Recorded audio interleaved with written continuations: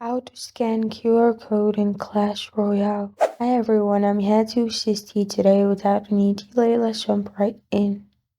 First, open Clash Royale on your device. After you open Clash Royale on your device, make sure you're logged into your account. After that, click on the three dots at the top right corner of your screen. Here, click on Supercell ID. Then click on Friends at the top. After you click on Friends at the top, click on Add or Invite Friends and press on Add in here. You'll find QR code.